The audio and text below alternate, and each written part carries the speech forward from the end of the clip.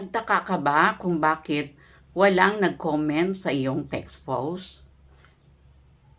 Ang video na ito ay para sa iyo kung naranasan mo na ang ganyan na sitwasyon. Ito ay mga pointers ko upang mapa-comment mo ang iyong audience, ang iyong viewers, kahit na yung non-followers sa iyong text post. Una na pointers, mag-iwan ng space for reflection. Huwag mo ubos-ubusin na ilagay sa iyong text post ang lahat ng concept na gusto mo. Let the audience have that space na sila ay kapag-isip na they will be having that reflection. And they cannot help themselves but to comment. Maaring may gusto silang idagdag, ibawas sa binanggit mo sa iyong text post. Huwag mo lahat ilagay doon para may kayat na mag-comment ang bumabasa ng iyong text post. Ikalawa ay ang tinatawag ko na shared struggle, shared striving. I-share mo ang mga sacrifices mo sa iyong text post. Ano kaya ang halimbawa?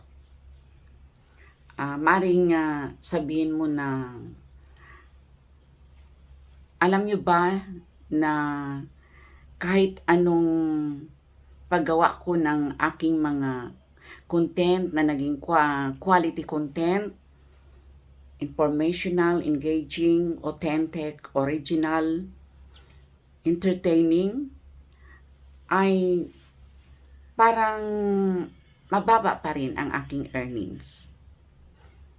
Let them know na mayroong kang dinaraanan na mga sacrifices, mga challenges na talagang binigay mo na ang lahat sa nalalaman mo, lahat ng kasanayan, kinagawian mo, values mo, attitudes mo, ay naipakita mo na lahat.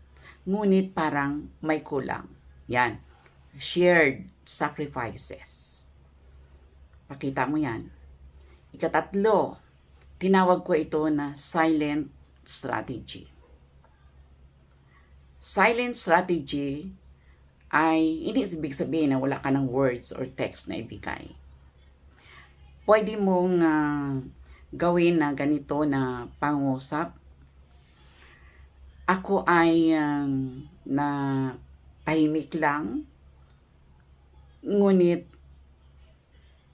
kung minsan napaisip ako kung ang mga content ko ba ay nagkaroon ng kalagahan o naging makabuluhan sa aking mga audience. Halimbawa lang yan, tahimik, silent strategy. Upang ikaw ay makakonect, emotionally connected to the audience. Malalaman mo na lang na sila ay napakomment. Na kung minsan mayroon na dyan sa comment section mo na mga non-followers dahil super engaging ang iyong text post. Tulad noon na karoon ako ng mataas na engagement at views karoon ako ng text post, nilagyan ko pa ng picture ko na nasa loob ako ng eroplano, tapos yung text ko ay ganito. Naramdaman mo na umanda na ang eroplano, ngunit iniisip mo pa rin kung na turn off mo ba ang iyong gas rinse, ang iyong LPG tank, na turn off mo ba ang main switch ng iyong electricity, na turn off o na disconnect mo ba sa outlet ang iyong plancha na ginamit mo?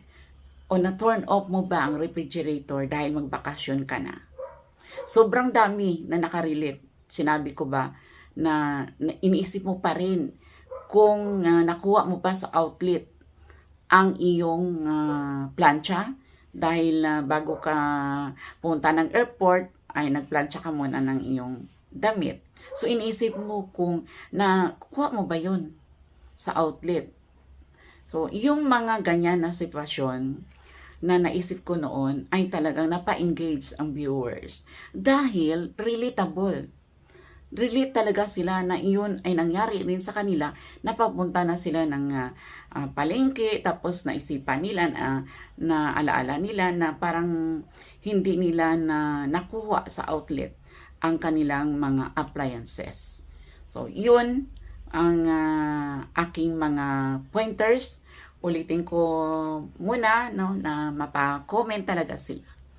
Don't forget na yun ang gamitin natin, na share our sacrifices and of course the tahimik strategy, silent strategy, at mag-iwan ng reflection para sa mga audience. Nagustuhan nyo ba ang video na ito? Kung nagustuhan nyo, paki-comment naman aling bahagi, aling parts ng sinabi ko ang higit nyong nagustuhan o tumawag ng pansin sa inyo. Paki-likes, comment, and share my video on paano mapa-comment sa text post ang iyong audience, sa iyong followers or non-followers. I am your teacher vlogger, teacher na vlogger pa. Teacher Bing, Erlinda Bing, Basilio Rington. Live and alive, somewhere here in Life is Here, Davao City. Mabuhay, magandang buhay, mabuting tao. Mabuhay, mabuting tao, magandang buhay. Long live, good person, good life. Long live, good life, good person, you. Thank you for watching. Until my next vlog. Mabuhay!